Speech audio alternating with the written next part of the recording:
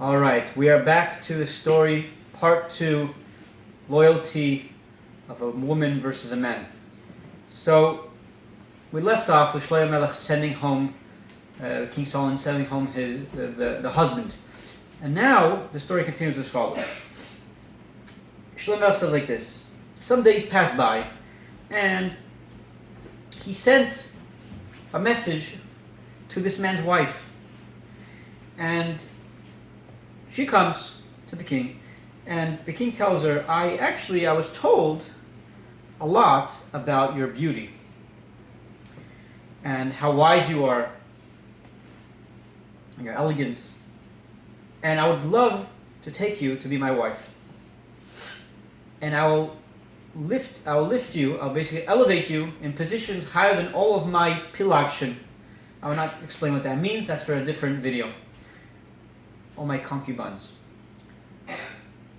But we have one problem. The problem is I'm not allowed to marry you. You're not allowed to be my wife because you are a married woman.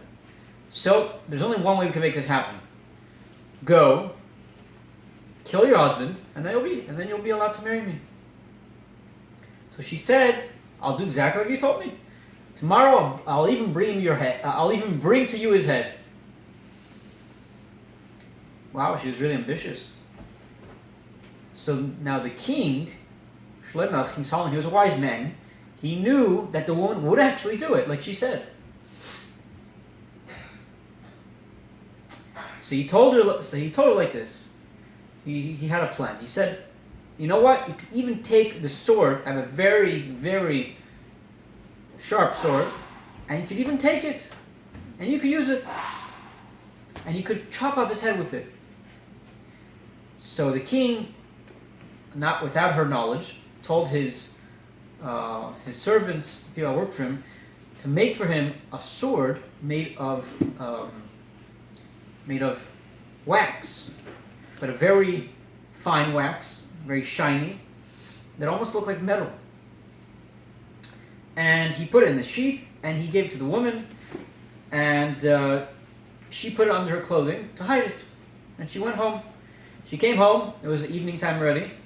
And she came out, and her husband, I guess when he came home after work, she was ready for him. She hugged him, she kissed him, she made him enjoy himself, and she gave him all the good food that he wanted and drink, and it was a feast. It was a blast. And she told him, I want to lie down with you tonight. Hint, hint, what that means. And I want to have a great night, be happy together. And that's what happened. And in addition to that, she gave him a lot of wine to drink till he fell asleep and from being so drunk. So this is an opportunity.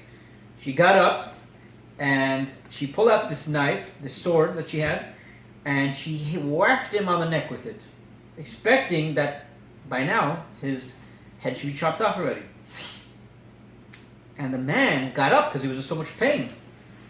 And he saw her with the knife in her hand, the sword in her hand, and when she's looking at him, she was shocked, right? It didn't chop off his neck like she thought it would.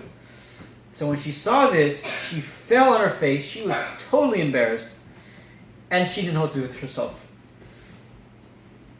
So the guy gets up, the husband, he's like, "What are you doing to me? Like, what are you trying to do?" So she told him the whole story, with Shlomo Melech, what happened. So obviously he was furious. So the next morning, they both got up, and the servants of the king actually brought both the husband and wife to Shlomo Melech. And when Shlomo Melech saw them, and he was sitting in front of the Sanhedrin, the high court, this whole discussion before the story began, and he was laughing, he was enjoying himself. And he told them, he told the husband and wife, tell us your story. Tell us your story. And they said everything that happened. The man said his story, right? What happened with Shlomo Melech. If you saw part one, you know what I mean. The woman said her part, end of the story. And this king said to the husband, he says, I knew she wouldn't have mercy on you. That's why I gave her basically a fake sword, so that she shouldn't kill you. I'm not done. I wouldn't let a person get killed for no reason. So then, after that happened, the Chachmei Yisrael, the sages, the high court, they admitted to Shlomo Melech in their discussion that we discussed in part 1 of the story. And they agreed to him that what Shlomo Melech says in the pasuk, "V'isha v'chalei l'matzasi," having found the woman amongst these, were right. And that is the conclusion of our story. Make sure to like, subscribe, and share our stories.